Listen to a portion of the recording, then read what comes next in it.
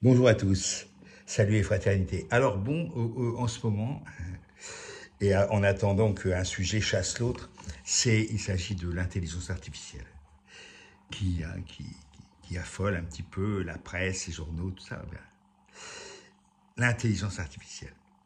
Alors il y a d'ailleurs une application qu'on peut charger sur son téléphone.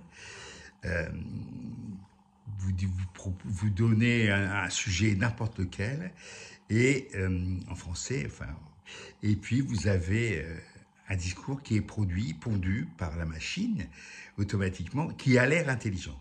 Je dis bien qui a l'air intelligent, mais qui en réalité est totalement vide. Il n'y a rien.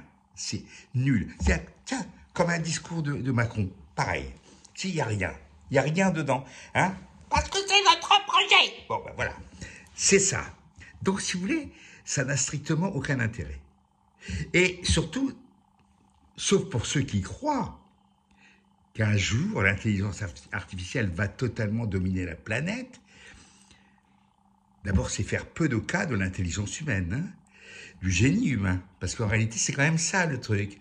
C'est que finalement, si on imagine qu'on peut rentrer dans une ère totalement dominée par les robots, qu'ils soient pas les robots debout avec une serviette sous le bras pour vous servir le café. Non, les robots au sens plus large, ça existe tout ça. Ça existe, il y a des machines qui remplacent l'homme très très bien. Est-ce qu'elles sont pour autant intelligentes? Est-ce qu'elles ont pour autant du sentiment? On nous fait croire qu'un jour ça arrivera. C'est faux. Il y a quand même une idée.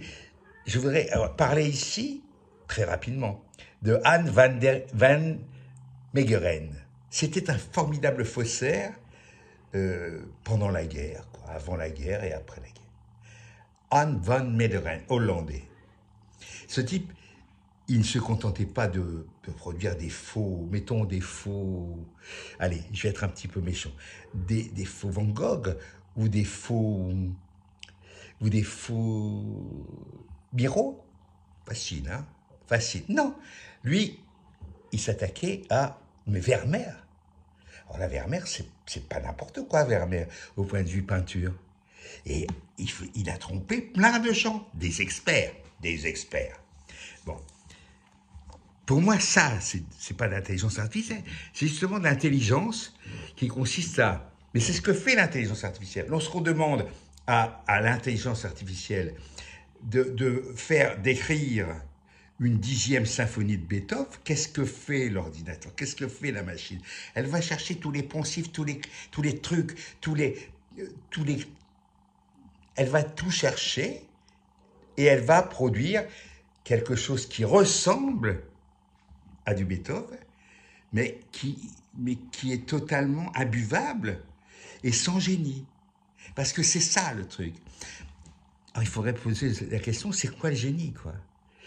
Il y a de fortes chances pour que ce soit quand même une part de folie. Une façon un petit peu bizarre de métaboliser l'acide lactique ou d'autres choses, d'autres neurotransmetteurs dans la tête. Ça, les machines ne peuvent pas. La machine ne peut pas produire du Antonin Artaud, qui lui était fou. La machine, elle est très limitée. Et elle est d'autant plus limitée, on peut, encore une fois, on a essayé de faire peindre des singes, des machines.